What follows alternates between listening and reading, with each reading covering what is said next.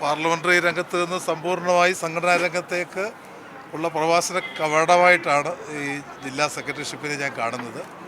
ജില്ലാ സെക്രട്ടേറിയറ്റ് അംഗം എന്ന നിലയിൽ, ജില്ലാ കമ്മിറ്റി അംഗം എന്ന നിലയിൽ, ഏരിയ സെക്രട്ടറി എന്ന നിലയിൽ, ലോക്കൽ കമ്മിറ്റിയുടെ അംഗം എന്ന നിലയിൽ താഴെ പ്രവർത്തനത്തിൽ നിന്ന് തന്നെയാണ് ഈ പ്രവർത്തനത്തിലേക്ക് ഞങ്ങളെല്ലാവരും എത്തിച്ചേർന്നിട്ടുള്ളത്. ഇവിടെ ഉദയഭാനുസ്താവ് തുടങ്ങി വെച്ച സംഘടനാ പ്രവർത്തനത്തിൻ്റെ വലിയൊരു മാതൃകയുണ്ട്. അതിനോടൊന്നും ഒരിക്കലും എത്തിച്ചേരാൻ കഴിയില്ലെങ്കിൽ പോലും ഈ ജില്ലയെ സി പി എം ഇന്ന് ജില്ലയിലെ ഏറ്റവും വലിയ പാർട്ടിയാണ്. കൂടുതൽ കരുത്തോടുകൂടി കൂടുതൽ ജനങ്ങളെ സി പി എമ്മിലേക്ക് കൊണ്ടുവരിക എന്നുള്ള ദൗത്യം തന്നെയാണ് ഞങ്ങൾ ഈ ചുമതല എന്നിൽ അർപ്പിച്ചിട്ടുള്ളത്. പാർട്ടിയെ ഐക്യത്തോടുകൂടി കരുത്തോടുകൂടി കൊണ്ടുപോവുക, അതോടൊപ്പം തന്നെ ഗവൺമെൻറ്റുമായി സഹകരിച്ച് ജനങ്ങൾക്ക് പരമാവധി സഹായങ്ങൾ ചെയ്തു കൊടുക്കുക. ശബരിമലയും മാരാമണ്ണും അതുപോലെ തന്നെ ചെറുകോൽപ്പുഴയും ചന്ദനക്കുടവും എല്ലാം ഉള്ള മതസൗഹാർദ്ദത്തിൻ്റെ ജില്ലയാണ്.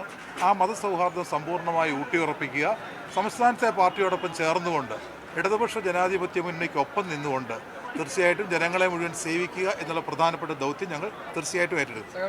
കെ പി ഉദയഭാനു എന്ന് പറഞ്ഞു കഴിഞ്ഞാൽ രാവിലെ 5 മണി മുതൽ രാത്രി 12 മണി വരെ മുഴുവൻ സമയ സംഘടനാ പ്രവർത്തനം, അതൊരു വെല്ലുവിളിയാവുമോ പുതിയ സെക്രട്ടറിക്ക്? ഞാനൊരു മുൻകൂർ ജാമ്യം എടുത്തിരുന്നു, നിങ്ങൾ ശ്രദ്ധിച്ചിട്ടുണ്ടാവില്ല.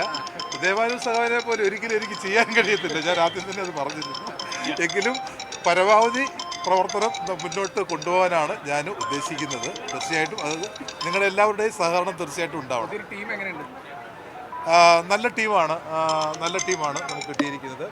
ഇതുപോലെ തന്നെ യോഗ്യതയുള്ള അനേകം ആളുകൾ ജില്ലാ കമ്മിറ്റിക്ക് പുറത്തുണ്ട്. അപ്പോൾ തീർച്ചയായിട്ടും അവരെ എല്ലാം ഉൾക്കൊണ്ടുകൊണ്ട് മുന്നോട്ട് കൊണ്ടുപോവുക എന്നുള്ളത് തന്നെയാണ് നമ്മുടെ പ്രധാനപ്പെട്ട ദൗത്യം.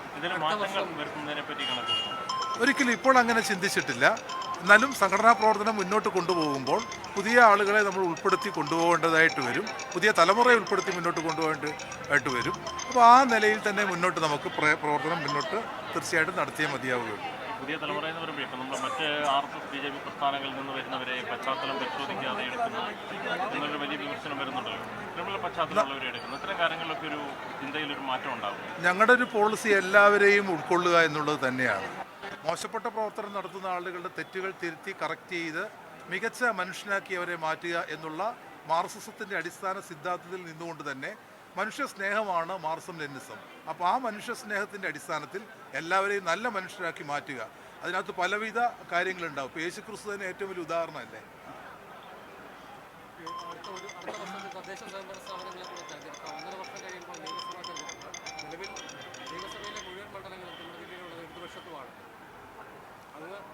തീർച്ചയായിട്ടും നമ്മുടെ മുമ്പിലുള്ള പ്രധാനപ്പെട്ട ദൗത്യം പഞ്ചായത്ത് തെരഞ്ഞെടുപ്പ് തന്നെയാണ്.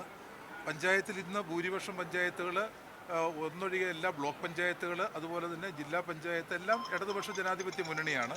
ആ വിജയം കാത്തു സൂക്ഷിക്കുക, കൂടുതൽ ഗ്രാമപഞ്ചായത്തുകളിലേക്കും മുനിസിപ്പാലിറ്റിയിലേക്കും നമ്മുടെ വിജയത്തെ കൊണ്ടുവന്നെത്തിക്കുക എന്നത് പ്രധാനപ്പെട്ട ദൗത്യം തന്നെയാണ്. അതിനോടൊപ്പം തന്നെയാണ് അസംബ്ലി തെരഞ്ഞെടുപ്പിൽ മിന്നുന്ന വിജയം അടുത്ത അസംബ്ലി തെരഞ്ഞെടുപ്പിൽ കാഴ്ചവെക്കാൻ കഴിയുന്ന കഴിവുള്ള ജനപ്രതിനിധികളാണ്. അവർ വെട്ടിത്തെളിച്ച പാതയിലൂടെ അവർക്കും അല്ലെങ്കിൽ പുതുതായിട്ട് വരുന്നവർക്കും മുന്നോട്ട് പോകാൻ കഴിയും, ഒരു സംശയം.